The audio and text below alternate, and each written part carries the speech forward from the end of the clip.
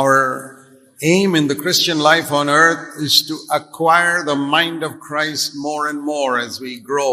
கிறிஸ்துவ வாழ்க்கையிலே நம்முடைய குறிக்கோள் நாம் வளர வளர கிறிஸ்துவின் சிந்தை அதிகமாக கொண்டிருக்க வேண்டும் என்பதா இருக்க வேண்டும்.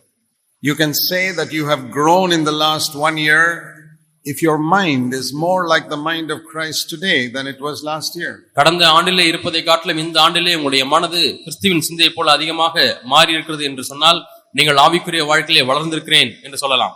To have the mind of Christ does not mean increase in knowledge of the Bible. கிறிஸ்துவின் சிந்தை என்றால் வேதத்தினுடைய அறிவிலே ஒரு அதிகமாவது பெருகுவது என்று பொருள் அல்ல. It means thinking the way Jesus would have thought. இயேசு எப்படி சிந்தித்திருந்திருப்பாரோ அதே போல சிந்திக்க கற்றுக்கொள்வது. About everything in the world. உலகத்தில் இருக்கக்கூடிய ஒவ்வொரு காரியங்களிலும். About all the people we meet. நாம் சந்திக்கக்கூடிய ஒவ்வொரு ஜனங்களையும். And all the circumstances that come into our life. நம்முடைய வாழ்க்கையிலே குறுக்கிடுகிற அனைத்து சந்தர்ப்பங்களிலேயும் சூழ்நிலைகளிலேயும். If I have the mind of Christ. எனக்கு கிறிஸ்துவின் சிந்தை இருக்குமானால் I will react to the situations the way Jesus would have reacted. இயேசு எப்படி ஒரு சூழ்நிலையிலே செயல்பட்டிருந்திருப்பாரோ அதே போலவே நானும் செயல்படுவேன். I will deal with people the way Jesus would deal with people. இயேசு எப்படி ஜனங்களிடத்தில் இடைப்பட்டிருந்திருப்பாரோ பழகி இருந்திருப்பாரோ அதே போல நானும் இடைப்படுவேன். And it all depends on having the mind of Christ. இவைகளெல்லாம் எதை பொறுத்திருக்கிறது என்று தெரியுமா? கிறிஸ்துவின் சிந்தை நமக்கு உண்டா என்பதை பொறுத்திருக்கிறது. Even in the first century, முதல் நூற்றாண்டிலேயும் கூட one of the great tragedies was that people were not growing spiritually. ஆவிக்குரிய வாழ்க்கையிலே ஜனங்கள் வளராது இருந்ததுதான் ஒரு பெரிய பரிதாபமான காரியமா இருந்தது. Let's turn to a verse in Hebrews chapter 5. எபிரேயர் 5ஆம் அதிகாரத்தை எடுத்துக்கொள்வோம். In Hebrews 5, எபிரேயர் 5ஆம் அதிகாரம், the person who wrote the letter, we don't know who it is, but this is what he says. இந்த எபிரேயரை யார் எழுதினார் என்று நமக்கு தெரியாது, ஆனாலும் இதைத்தான் அந்த எழுதியவர் சொல்லுகிறார். It's amazing that one of the most wonderful books in the whole Bible, the book of Hebrews, there's no author mentioned. முழு வேதாகமத்திலேயும் இருக்கக்கூடிய மிக அருமையான ஒரு நிருபம் எபிரேயருக்கு என்ன புத்தகம், அதனுடைய ஆக்கியோன் யார் அதை எழுதினார் என்று சொல்லி குறிப்பிடப்படவே இல்லை என்பது ஆச்சரியமா இருக்கிறது. The book of Hebrews reveals certain truths about Jesus Christ that are not revealed in any of the other 65 books of the Bible. இந்த வேதத்திலே காணப்படுகிற மற்ற 65 புத்தகங்களிலேயும் கிறிஸ்துவை பற்றி சொல்லிராத காரியங்களை நாம் இந்த எபிரேயர் புத்தகத்திலே அருமையாக பார்க்கிறோம். It's in Hebrews that we read that Jesus was tempted in all points as we are and did not sin. நம்மை போலவே எல்லா விதத்திலும் சோதிக்கப்பட்டும் பாவம் இல்லாதவராய் இருந்தார் என்று வேறு எந்த புத்தகத்திலும் இல்லை, எபிரேயர் புத்தகத்தில் எழுதப்பட்டிருக்கிறது. It's in Hebrews that we read that the faith that Jesus is the author and finisher of our faith. நம்முடைய விசுவாசத்தை துவக்குகிறவரும் முடிக்கிறவரும் யார்? இயேசு கிறிஸ்துதான் என்று எபிரேயர் எழுதுகிறது. And that it is possible for us to run the same race that Jesus ran on the earth. இந்த பூமியிலே இயேசு ஓடின அதே ஓட்டத்தை நாமும் ஓட முடியும் என்கிற காரியத்தை எபிரேயர் நிருபத்திலே நாம் பார்க்கிறோம். It's in Hebrews that we are told that we have to hold on to our confidence firm until the end. முடிவு பரியந்தம் நம்முடைய நம்பிக்கையை நாம் உறுதியா இருக்க வேண்டும் என்பதை எபிரேயர் தான் சொல்கிறது. In Hebrews 5, எபிரேயர் 5ஆம் அதிகாரம், it says in verse 11, 11ஆம் வசனத்திலே பார்க்கிறோம், concerning Christ we have much to say, but it's very hard to explain because you become dull of hearing. இந்த மெல்கிசேதேக்கை பற்றி நாம் விஸ்தாரமாய் பேசலாம், நீங்கள் கேள்வியிலே மந்தமுள்ளவர்களானபடியால் அதை விளங்க பண்ணுகிறது கடினமாய் இருக்கிறது, அரிதாய் இருக்கிறது என்று சொல்கிறார். There are many things about Jesus which the author wanted to share, but he says you can't understand it. இயேசு கிறிஸ்துவை குறித்து இன்னும் அநேக காரியங்களை பகிர்ந்து கொள்ளும்படியாக இந்த புத்தகத்தை ஆக்கியோன் சொல்லுகிறார், ஆனால் அதை நீங்கள் விளங்கிக் கொள்ள முடியாது, அவ்வளவு அரிதா இருக்கிறது, கஷ்டமா இருக்கிறது என்று சொல்லுகிறார். Now when a child is in the kindergarten, there are many things about mathematics and science you cannot explain to that child. ஒரு குழந்தை 1ஆம் கிளாஸ் 2ஆம் கிளாஸ் படிக்கும் பொழுது கணிதத்திலே பல காரியங்களை சொல்லிக் கொடுக்க நீங்கள் விரும்பலாம், ஆனால் அந்த குழந்தையினால விளங்கிக் கொள்ள முடியாது. But by the time that child is 16 or 17 years old, it should be able to understand that. 16-17 வயது அந்த குழந்தைக்கு ஆகும் பொழுது இப்பொழுது கணிதத்தை நன்றாக விளங்கிக் கொள்ள வேண்டும். But just like in our country, there are many 17-year-olds who are not educated. ஆனால் நம்முடைய நாட்டில் என்ன பார்க்கிறோம், அநேக 17 வயது பிள்ளைகள் இருக்கிறார்கள், அவர்கள் படிப்பறியாதவர்களாக இருக்கிறார்கள். They have never gone to school. ஏனென்றால் அவர்கள் பள்ளிகளுக்கு போகவில்லை. Or they went to school and dropped out after 1 or 2 years. பள்ளிக்கு போனார்கள், 1-2 வருஷங்களிலே படிப்பை நிறுத்தி விட்டார்கள். So also it's possible to be in the church 16-17 years and not grow spiritually. இதே போல சபையிலேயும் நீங்கள் 16-17 ஆண்டுகளாக இருந்து கொண்டு ஆவிக்குரிய வாழ்க்கையிலேயோ வளர்ச்சியற்றவர்களாக இருந்து விட முடியும். That means we become dull of spiritual hearing. ஆவிக்குரிய கேள்வியிலே மந்தமாகி விடுகிறீர்கள். And he says further, அவர் மீண்டுமாய் சொல்லுகிறார், now how do we become dull of hearing? எப்படி நாம் கேட்கிறதிலே மந்தமாக முடியும்? I'll tell you the easiest way to become spiritually deaf. ஆவிக்குரிய ரீதியிலே செவிடனாய் மாறுவதற்கு எளிதான வழிகளை சொல்லுகிறேன். When God says something to you, தேவன் ஒரு காரியத்தை உங்களிடத்திலே பேசும் பொழுது, and you don't take it seriously to obey it, நீங்கள் அதற்கு கீழ்ப்படிவதை சீரிய முறையில் எடுத்துக்கொள்ளாவிட்டால், you become deaf. நீங்கள் செவிடனாய் மாறிவிடுவீர்கள்.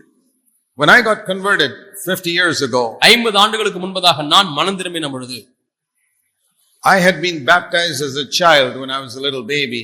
நான் சிறு குழந்தையா இருக்கும் பொழுதே குழந்தை ஞானஸ்நானம் பெற்றவன். And I knew there are different believers who say that child baptism is good enough. No, you must be baptized as a believer. சிறு குழந்தை ஞானஸ்நானம் பெறுவது அது சரியல்ல, விசுவாசியாகி ஞானஸ்நானம் பெறுவதுதான் சரி என்று சொல்லக்கூடிய சில குழுக்கள் இருக்கிறார்கள். Some others said that child baptism is okay. சில சபைகளிலே சில குழுக்களிலே சில குழந்தை ஞானஸ்நானம் எடுத்தால் அது பரவாயில்லை என்று சொல்கிறார்கள். I didn't know the Bible. எனக்கு அப்பொழுது வேதம் தெரியாது. So I didn't know which of these two believers to believe.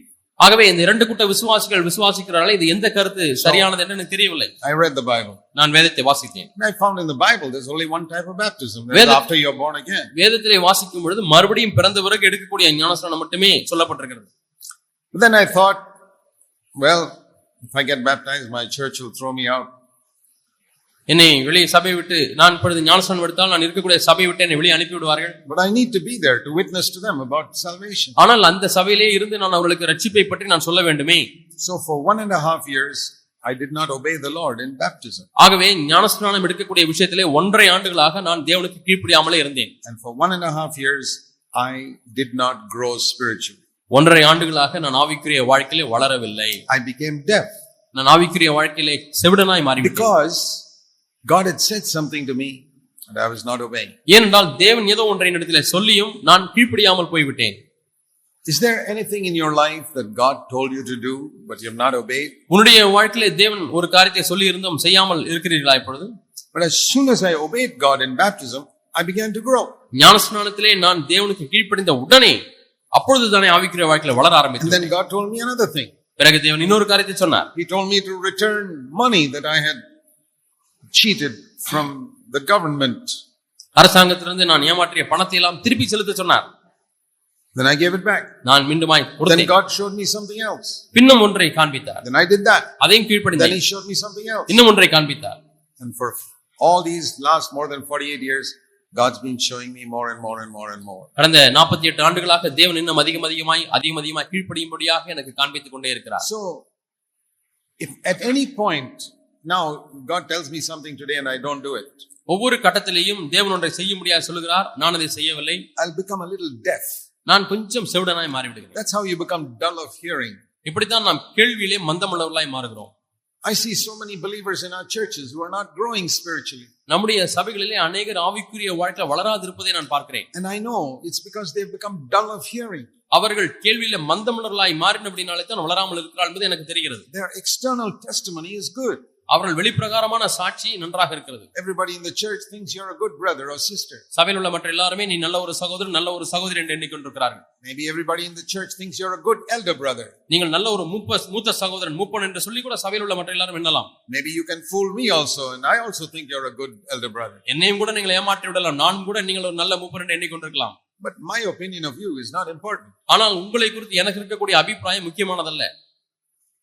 Is there something God has spoken to you which you have not obeyed? நீ இதுவரைக்கும் தேவன் ஒரு காரியத்தை பேசி கீழ்ப்படியாமல் இருக்கிறாயா? Something in your heart. உன்னுடைய உள்ளத்திலே. Maybe even your wife does not know what God spoke to you. தேவனோடு கூட என்ன பேசினார் என்பது உன்னுடைய மனைவிக்கு கூட தெரியாமல் இருக்கலாம். Or your husband doesn't know. அல்லது உன்னுடைய புருஷனுக்கு கூட தெரியாமல் இருக்கலாம். But you know that God said something to you and you have to obey it. தேவன் உன்னிடத்திலே ஒன்றை சொல்லியும் இன்னும் நீ கீழ்ப்படியாமல் இருக்கிறது உனக்கு தெரிகிறதா? Maybe there's a sinful habit in your life which you're not taking seriously to get rid of. ஒருவேளை அதை விட்டு விடும்படியாக இன்னும் சீரிய முறையில் நினைக்க கூடாத சில பாவ வழக்கங்கள் இருக்கலாம். Maybe you haven't realized how serious that one sinful habit is for which Jesus hung on the cross.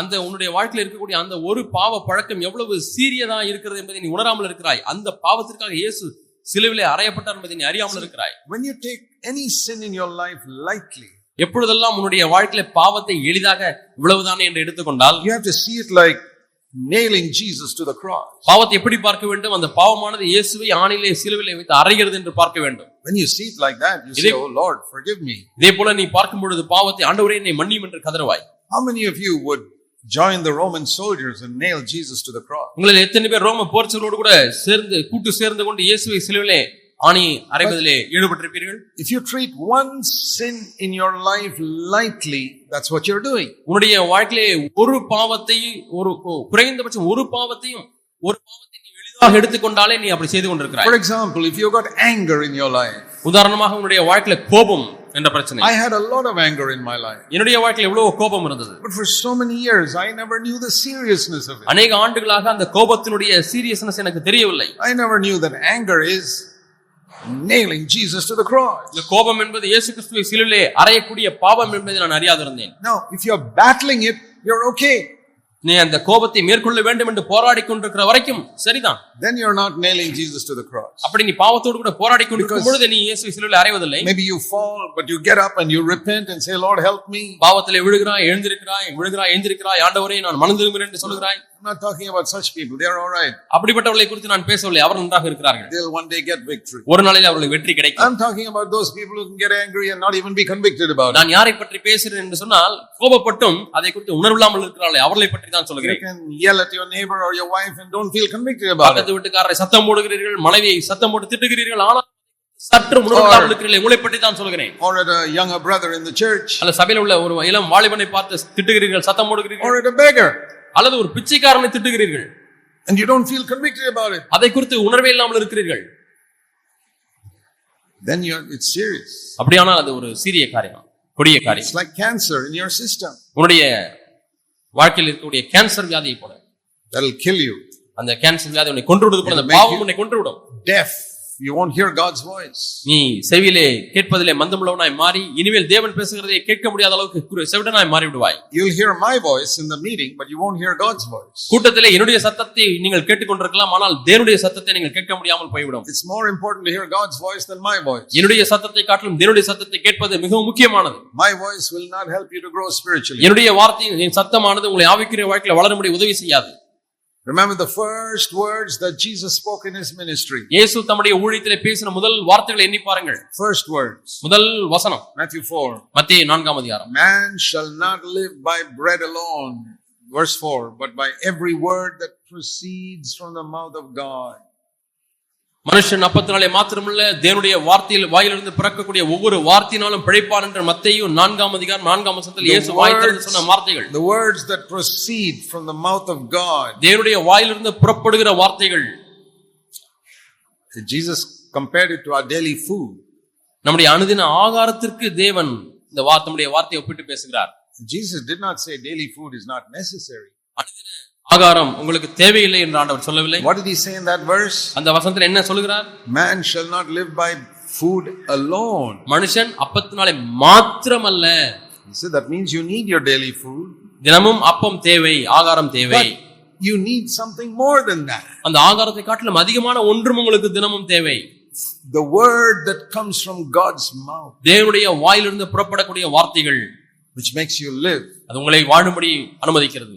And it's as we listen to these words that comes from God's mouth. தேவனுடைய வாயிலிருந்து புறப்படுகிற இந்த வார்த்தைகளுக்கு நாம் செவி கொடுக்க and we obey it. அதற்கு கீழ்ப்படியும் பொழுது our mind gets more and more renewed to become like the mind of Jesus Christ. நம்முடைய மனது கொஞ்சம் கொஞ்சமாக புதிதாக்கப்பட்டு இயேசு கிறிஸ்துவின் மனது போல கொஞ்சம் கொஞ்சமாக மாறுகிறது. That should be happening in your life. இது உங்களுடைய வாழ்க்கையில் நடந்து கொண்டிருக்க வேண்டும். And if it is not happening, I want to invite all of you to repent. இந்த காரியம் உங்களுடைய வாழ்க்கையில் நடைபெறவில்லை என்றால் இப்பொழுது நீங்கள் எல்லாரும் மனம் திரும்பும்படியாக உங்களை மனம் திரும்புவதற்கு நிலையாக அழைக்கிறேன். Can your wife say that you're becoming more Christ-like in your life? உன்னுடைய வாழ்க்கையிலே இயேசு கிறிஸ்துவை போல இன்னும் அதிகமாய் மாறி இருக்கிறாய் என்று உன்னுடைய மனைவி சொல்ல முடியுமா? Because she sees you every day. ஏனென்றால் உன்னுடைய மனைவி உங்களை அனுதினமும் பார்த்து கொண்டிருக்கிறார்கள். Can your husband say that you're becoming more Christ-like and gracious in your speech. நீங்கள் இன்னும் அதிகமாய் கிறிஸ்துவை போல மாறி இருக்கிறீர்கள். உங்களுடைய வார்த்தையிலே கிருபை காணப்படுகிறது, இரக்கமுள்ள வார்த்தைகள் என்று சொல்லி உங்களுடைய கணவர் உங்களை பார்த்து சொல்ல முடியுமா? He sees you every day. ஏனென்றால் ஒவ்வொரு நாளும் உங்களுடைய கணவர் உங்களை பார்த்து What கொண்டிருக்கிறார். about the people at work? வேலை ஸ்தலத்தில் உள்ள மக்களை பற்றி என்ன? Your colleagues at work. அலுவலகத்திலே உங்களோடு கூட வேலை செய்கிற சக ஊழியர்கள், Do they see you as more Christ-like in your speech? உங்களுடைய பேச்சிலே இன்னும் கிறிஸ்துவை போல மாறி இருக்கிறீர்கள் என்று உங்கள் சக ஊழியர் காண முடிகிறதா? More Christ-like in humility and behavior? உங்களுடைய தாழ்மையிலேயும் உங்களுடைய நடத்தையிலேயும் கிறிஸ்துவை போல மாறி இருக்கிறீர்கள் என்று அவர்கள் காண முடிகிறதா? What about your children? உங்களுடைய பிள்ளைகளை குறித்து என்ன? Do they see you as more Christ-like at home? குடும்பத்திலே உங்களை பிள்ளைகள் அப்பா கிறிஸ்துவை போல மாறி இருக்கிறார் என்று காண முடிகிறதா? What about the servant who works in your home? உங்களுடைய வீட்டிலே வேலை செய்து கொண்டிருக்கிற வேலைக்காரி அவளுடைய சாட்சி என்ன? Does she see you as more Christ-like in your behavior? உங்களுடைய நடத்தையிலே இன்னும் அதிகமாக கிறிஸ்துவை போல மாறி இருக்கிறீர்கள் என்று உங்களுடைய வேலைக்காரி பார்த்து சொல்ல முடிகிறதா? Let's pray that we'll have the mind of Christ through the Holy Spirit. பரிசுத்த ஆவியானவர் மூலமாக நமக்கும் கிறிஸ்துவின் சிந்தை உண்டாகும்படிக்கு நாம் Ask God to ஜெபிப்போம். fill us with the Holy Spirit. ஆண்டவரே என்னை பரிசுத்த ஆவியினால் நிரப்பும் என்று கேட்போம். That's the answer. இதான் பதில். Let's pray. நாம் ஜெபிப்போம். Heavenly Father, பரலோக பிதாவே, I pray these words will bring eternal fruit. இந்த வார்த்தைகள் நித்திய பலனை கொண்டு வரும்படிக்காய் ஜெபிக்கிறேன். We pray in Jesus' name. இயேசுவின் நாமத்தில் ஜெபிக்கிறேன் பிதாவே. Amen. ஆமென்.